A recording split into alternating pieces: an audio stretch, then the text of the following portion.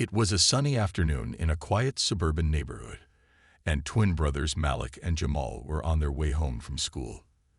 They had just finished a long day, chatting about the latest basketball game they'd watched and their plans for the weekend. Both were around 16 years old, full of energy and dreams for the future. They enjoyed walking the short distance from school to their home, taking in the familiar sights of the neighborhood. As they strolled down the street, laughing and talking, they noticed a police car slowly pulling up behind them. The twins weren't doing anything wrong, but the car followed them for a few blocks. Malik and Jamal exchanged a look, both sensing something was off. They had been in this neighborhood for years and had never experienced anything unusual, but today felt different. They'd brushed off their worries, assuming the officer was just patrolling. Then, out of nowhere, the officer's car abruptly stopped. The officer got out, his boots making a loud sound as he approached them. He didn't say hello or even introduce himself.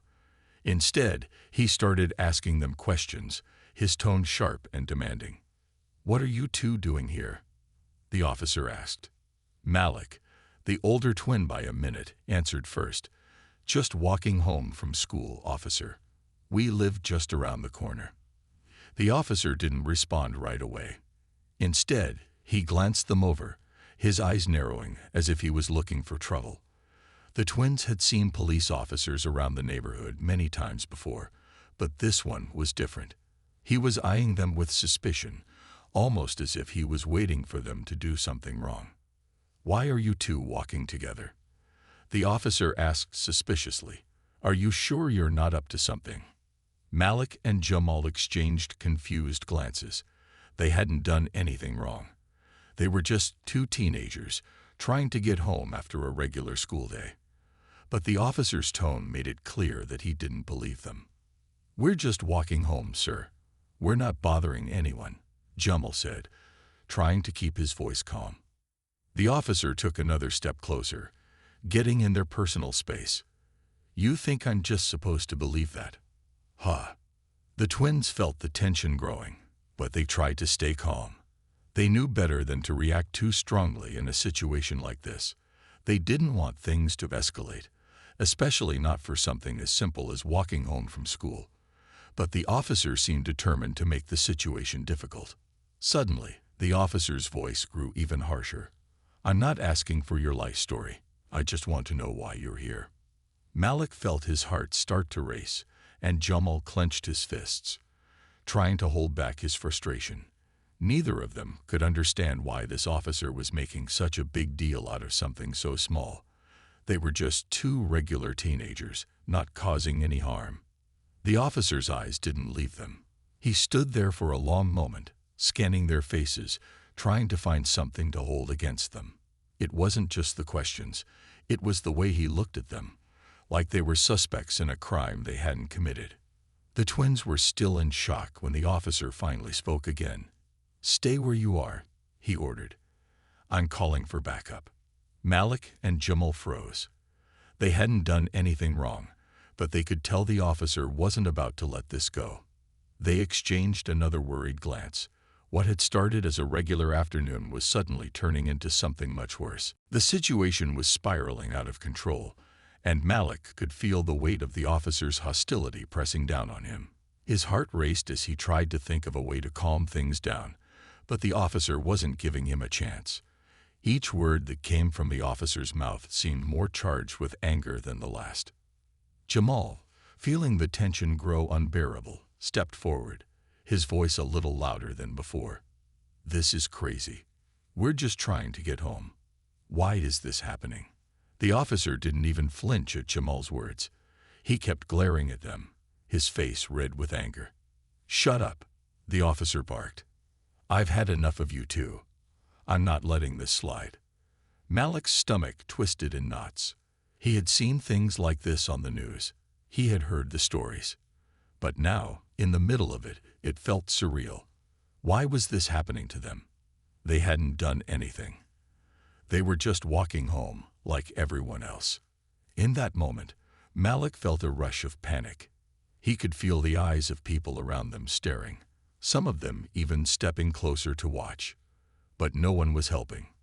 They were just watching. Some were probably scared to get involved. And then Malik remembered his mother. She always said that if things went wrong, they should call her and she would help. Without thinking twice, Malik quickly pulled out his phone and dialed his mother's number. He put the phone to his ear, his hands shaking slightly as the call rang. "Come on, pick up, he whispered to himself, his eyes flicking nervously to the officer. Finally, his mother's voice came through. "Hello, Mom," Malik said, trying to sound calm but failing. "It's Malik. We're in trouble. A cop stopped us, and he's really mad. He's saying things that don't make sense. He won't listen to us." "Where are you?" his mom asked, her voice full of concern. "We're on 5th Street, just a few blocks away from home," Malik replied quickly. "Stay where you are. I'm coming right now," his mother said. "Don't do anything. Just stay calm." Malik didn't say anything else. He quickly ended the call and put his phone away. His stomach churned with nerves. He wasn't sure what his mom could do, but he trusted her. She always seemed to know what to do in tough situations. Jamal, who had been watching the officer with growing frustration, looked at Malik. "You think she can help?" Malik nodded. "She'll figure something out. She always does." Just as the twins stood there, still trying to process everything, the officer stepped closer to Malik. "You think you can just call your mommy and get out of this, huh? You think I'm scared of her?" Malik clenched his fists, his frustration bubbling over. "I didn't call her to scare you. I just want to go home. That's all. We've done nothing wrong." The officer ignored Malik's words, instead pacing in front of them, like a predator circling its prey. "You're not going anywhere until I say so," the officer growled. As the officer continued to rant, the twins could hear the faint sound of another car approaching in the distance. Malik's heart skipped a beat. His mother was on her way. They just had to hold on a little longer. But before anything else could happen, Malik heard a voice, his mother's voice, calling out from down the street. "What's going on here?" she shouted, her voice firm and full of authority. The officer turned to face her, and for the first time, he hesitated. Malik and Jamal turned to see their mother walking toward them, a look of determination on her face. Malik had never seen his mother look so serious. She wasn't afraid of the officer, and that gave the twins hope. Maybe, just maybe, things were about to change. Malik and Jamal both turned at the sound of their mother's voice. Her tone was calm, but there was something in it that made the officer pause. Malik could see the officer hesitate for just a moment, unsure of what to expect. It was as though he had been so focused on them that he hadn't noticed their mother arriving. Their mom, a tall, strong woman, walked down the sidewalk toward them. She had always been the steady force in their lives, handling difficult situations with a quiet confidence. But as she approached the officer, there was no mistaking the intensity in her eyes. The officer had picked the wrong family to mess with today. "What's going on here?" their mom asked, standing tall and facing the officer. The officer glanced at her, clearly taken aback. "These boys were causing a disturbance. I'm just doing my job." Malik's mother didn't flinch. They were walking home from school. "I don't see any disturbance." The officer didn't answer right away, but he puffed out his chest, trying to look bigger. "I'm not in the mood for games, lady. These kids are troublemakers. They've been giving me attitude." Malik's mom raised an eyebrow, her calm expression not wavering. "My sons don't cause trouble, and they don't deserve to be treated like this." The officer took a step closer, his face red with frustration. "You should have taught them better," he muttered, as though he didn't care who was listening. But Malik's mother was not one to back down. "Don't talk to me like that," she said firmly, crossing her arms. "You have no right to treat my sons this way. They're just kids. If anyone's out of line, it's you." For a moment, there was a heavy silence. The officer looked at her, his anger bubbling over. But instead of raising his voice or making another accusation, he took a step back. It was as though he wasn't sure how to deal with someone who wasn't intimidated by his authority. Malik and Jamal stood there, silently watching their mother stand up to the officer. They had never seen her act this way before, and it gave them both a sense of relief. They knew she was strong, but now they saw just how much power her calm confidence had. The officer seemed to realize that he wasn't going to win this confrontation, at least not without making a bigger scene. Suddenly, a car pulled up behind them, and Malik's heart skipped a beat. The door of the car opened, and out stepped their father. He was a tall man with a serious expression on his face. Malik had always known his father to be someone who didn't tolerate injustice. His father was known in the neighborhood for being fair, but also for being someone who stood his ground when it came to protecting his family. Malik's father looked at the scene in front of him, quickly assessing the situation. He didn't need to ask any questions. He could see the officer's stance and the way Malik and Jamal were standing. He understood immediately what had been happening. The officer looked over his shoulder and saw Malik's father walking toward them. His face twitched slightly, a mix of frustration and concern crossing his features. The officer took another step back, now facing both parents, but his earlier confidence seemed to be fading. Malik's father stopped a few feet away, his voice calm but firm. "What's the problem here, officer?" The officer hesitated for a moment, glancing from Malik's mother to Malik's father. "Your kids were causing trouble. I was just making sure they knew I was in control." Malik's father narrowed his eyes, clearly unimpressed. "My kids were doing nothing wrong. They were on their way home, like any other kid would be." Malik's mother nodded, standing strong by his side. The officer's posture was starting to change, as though he realized he was outmatched by the calm strength of this family. The tension that had been hanging thick in the air was now starting to crack, but no one was sure how things would unfold next. The officer stood there, his face flushed with anger, his hands clenched into fists by his sides. The arrival of Malik and Jamal's father had clearly thrown him off. He had been expecting resistance from the twins, but now, standing before both of their parents, the situation felt entirely different. The father's calm presence was like a shield around his family, making it clear that this wasn't a fight the officer could win. Malik's father didn't say anything at first. He just stood tall, his eyes locked on the officer with a quiet intensity. There was no need for raised voices or threats. The power in his silence spoke louder than anything he could have said. The officer, trying to regain control, cleared his throat and took a step forward. "Listen," he began, his voice shaky. "I don't know who you think you are, but I'm doing my job. These two are troublemakers, and I need to handle them." Malik's father didn't flinch. He simply shook his head slowly. "Your job is to protect and serve, not to harass kids for no reason," he said, his voice calm but firm. The officer's eyes widened in surprise. It was clear that he wasn't used to being spoken to this way, especially not by someone who was so calm in the face of his aggression.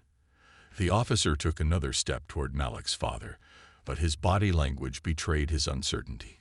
He knew deep down that he couldn't overpower this father without making a huge mess of the situation.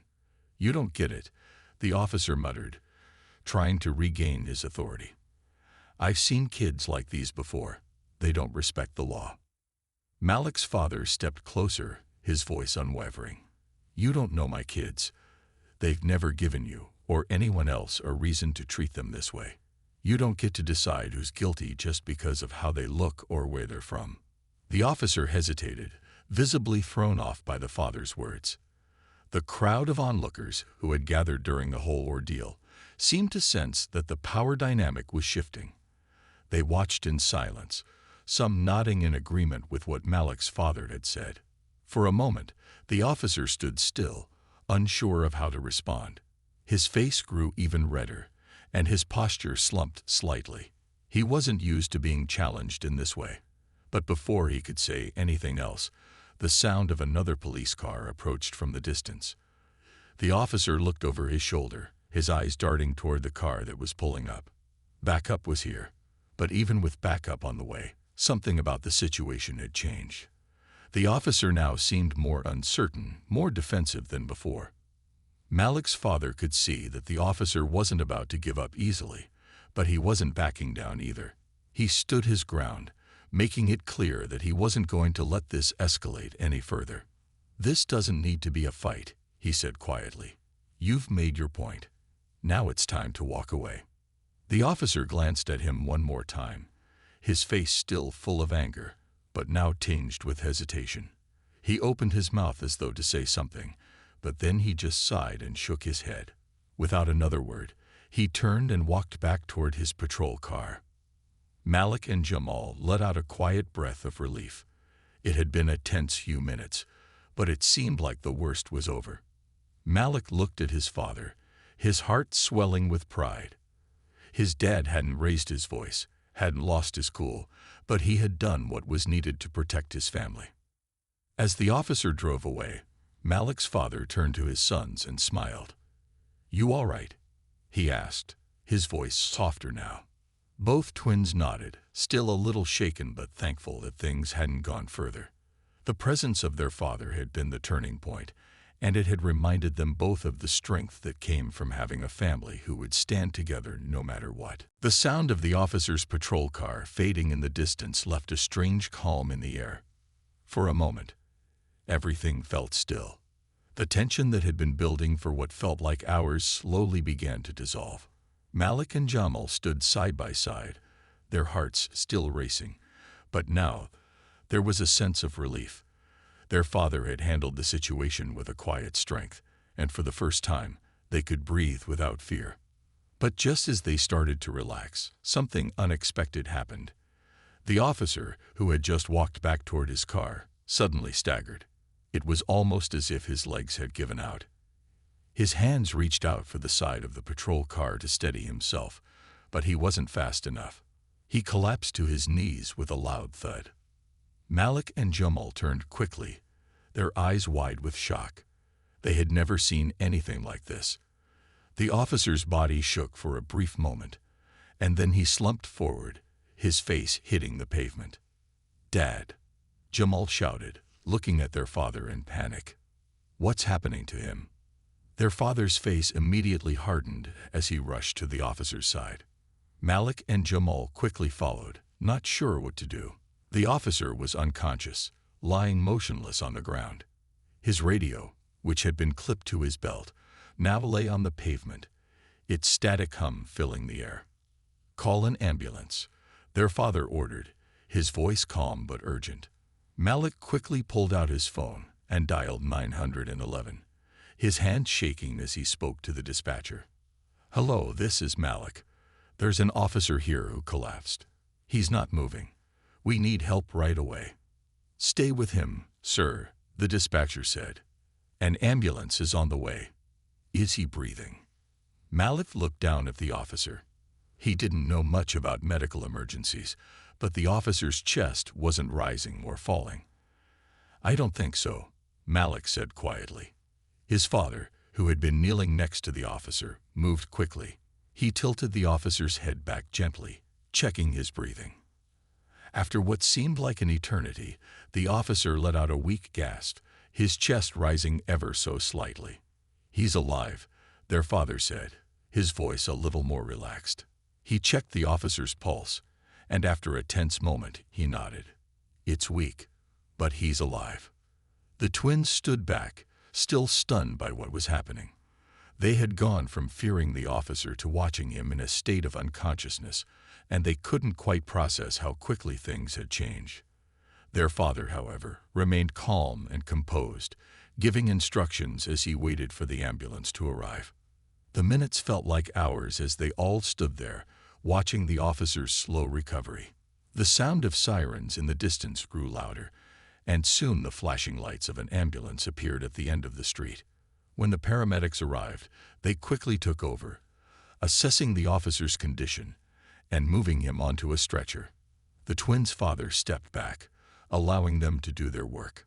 The officer, still unconscious, was loaded into the ambulance, and the doors slammed shut. The paramedics jumped into the front, and the ambulance sped off toward the hospital. Malik and Jamal looked at their father, who stood silently, his face unreadable. The air had changed once again, and there was a deep silence that hung over them all. "What happened to him, Dad?" Jamal asked, his voice soft. Their father looked at them and shook his head slowly. "I don't know. It looked like he just broke down. Maybe the stress got to him." Malik and Jamal exchanged glances. They had never expected any of this to happen, especially not the officer collapsing like that. It was a strange turn of events, and they knew it would be something they'd never forget. But one thing was clear: the power had shifted.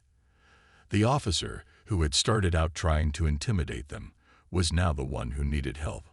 It was a moment that would stay with them forever, a reminder of how quickly things could change. The sound of the ambulance fading into the distance still echoed in Malik and Jamal's minds. The whole situation felt like a blur, a series of strange events that had unfolded too quickly for them to fully understand. The officer, who had moments ago been threatening them, was now in the hospital, unconscious, and no one quite knew why. Their father, usually so composed, had acted swiftly and calmly, but even he couldn't explain what had just happened. As the twins walked slowly back toward their home, the weight of the day settled on their shoulders.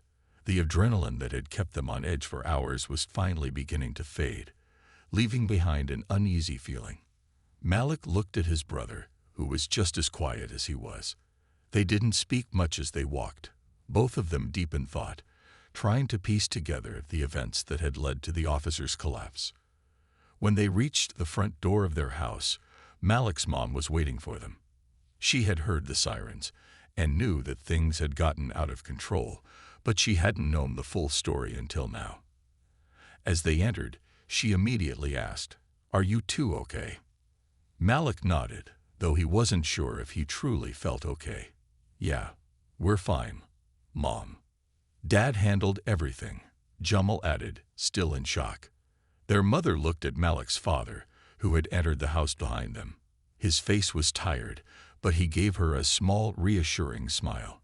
"The officer will be fine," he said, his voice steady. "But he won't be able to bother anyone for a while." Malik's mom raised an eyebrow. "What do you mean by that?" "I don't know," their father said, sitting down on the couch. "He just collapsed. It was like he couldn't handle the stress.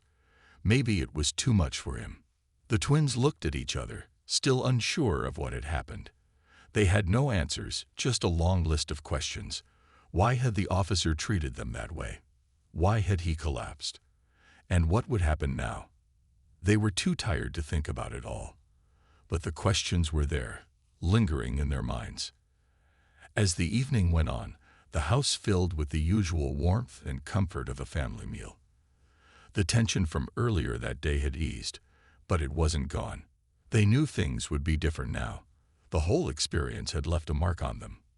The next day, the story of what happened spread throughout the neighborhood. Word got out quickly, and soon, people were talking about the officer who had collapsed after confronting Malik and Jamal.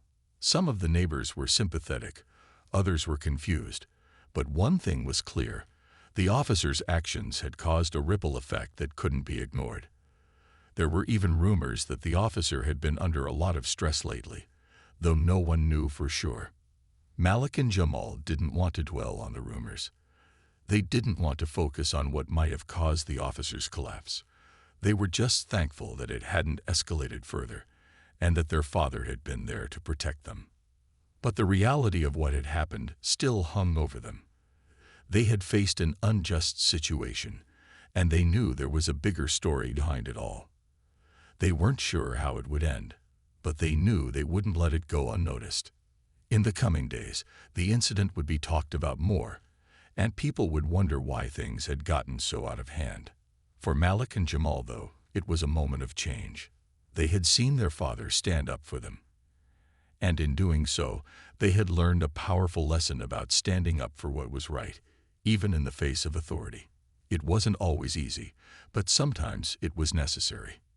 And that lesson would stay with them forever. The days following the incident felt surreal to Malik and Jamal. What had started as a normal afternoon had turned into a defining moment in their lives. They had seen how their father had handled the situation with calm strength and how their mother had rushed to their side. But now, as the story spread, the entire neighborhood was talking about it. The first signs that things had changed came when they saw their neighbors' reactions. The day after the officer had been taken away in the ambulance, several people from the block came by to check on the family. Some were curious, others were supportive, but all of them had questions. "Are you two okay?" Mrs. Johnson, an older woman who lived next door, asked as she stepped onto the porch. Her face was full of concern. "I heard about what happened with that officer. You're both all right?" Malik nodded, still trying to process everything. "Yeah, we're fine, Mrs. Johnson. Just a little shaken up." "Well, I'm glad to hear that," she said, giving him a reassuring smile. "But you know, I've been hearing some things around the neighborhood, and people are talking. It's all over the place. Some folks are upset about what happened, but others think you did the right thing." Jamal shifted uncomfortably, unsure how to respond. He had never been in the center of so much attention before. He looked over at Malik, who just shrugged. "I don't know what to say," Malik said, his voice quiet. "We didn't do anything wrong. We were just walking home." Mrs. Johnson gave them both a kind look. "You didn't have to say anything. The truth is clear to me. I know what happened. That officer wasn't treating you right, and it was wrong. And your father, he did what needed to be done."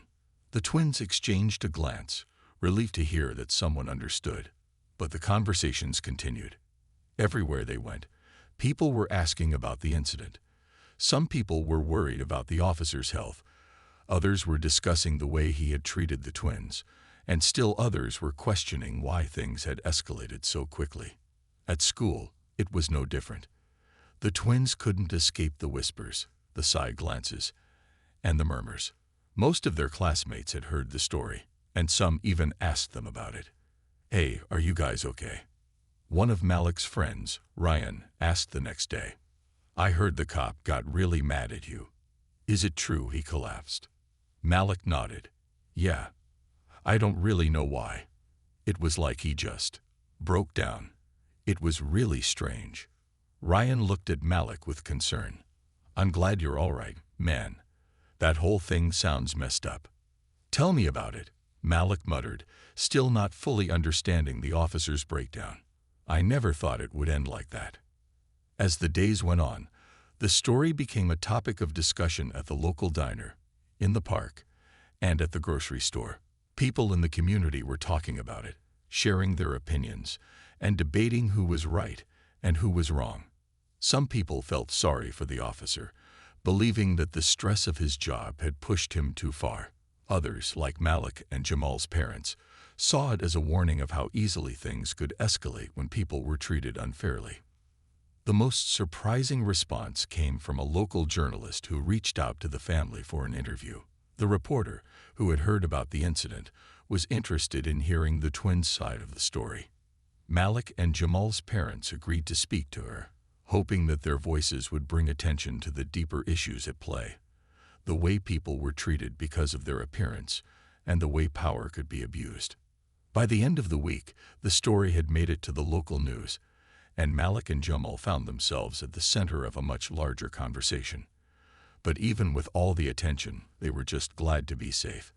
They had learned valuable lessons about standing up for themselves, the power of family, and the importance of doing what was right, even when it wasn't easy. As the days turned into weeks, Malik and Jamal found themselves reflecting on the events that had changed their lives. The community had continued to discuss what happened, and while the officer's collapse had shocked everyone, it had also sparked an important conversation. Many people had come forward, sharing their thoughts on how things had unfolded, some even calling for a deeper look into the way the officer had treated others. For Malik and Jamal, though, the excitement and drama of the situation had faded. The initial fear and confusion had turned into quiet moments of reflection, moments when they would sit together and talk about how different everything seemed now. "How are you feeling about all of it?" Jamal asked one evening as they sat in their living room, the quiet hum of the house around them. Malik leaned back, thinking for a moment. I don't know. Part of me still doesn't understand why the officer acted the way he did. And then there's the whole thing with him collapsing. It just doesn't make sense. I know, Jamal replied, his voice low. But we were just walking home, right? It's not like we did anything to deserve that. Exactly, Malik agreed, his thoughts drifting. It's like the officer just decided something about us without even knowing us. And that's what doesn't sit right. No one should be treated like that. Their father, who had been in the kitchen, overheard their conversation and walked into the room. He sat down beside them, his face serious but kind. You're both right, he said softly. What happened wasn't just about the officer. It was about the way people treat others when they assume things based on how they look or where they come from. It happens more often than you think. Malik and Jamal listened carefully, understanding that their father was speaking from experience. He had taught them about standing up for what's right, but this situation had given them a real-world example of what he meant. The thing is, their father continued, it's not always easy to change people's minds or stop injustice when you see it. But what you did, standing there and holding your ground, that made a difference. You didn't let fear control you. And that's something you should be proud of. The twins exchanged a look, each of them feeling the weight of their father's words. They hadn't known at the time that they were making a stand for something bigger, something beyond just their own safety. They had just wanted to go home, to end the confrontation, but their father's words reminded them that their actions had meant more. As time passed, Malik and Jamal began to see how the incident had impacted not only their community, but also their own views on fairness and justice. They had heard from more people, some who praised their father's calm and strength, and others who still questioned why things had gotten so tense. The officer, once recovered, was placed on administrative leave while an investigation was carried out. It seemed like things were slowly moving towards some kind of resolution.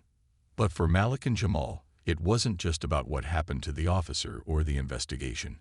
It was about learning how to stand up for themselves and others, how to face tough situations with integrity, and how to reflect on the lessons learned from difficult experiences. In the weeks that followed, the twins found themselves talking more about how they could be part of the change they wanted to see. They understood that one moment could make a difference, but that lasting change came when people worked together to build a better future.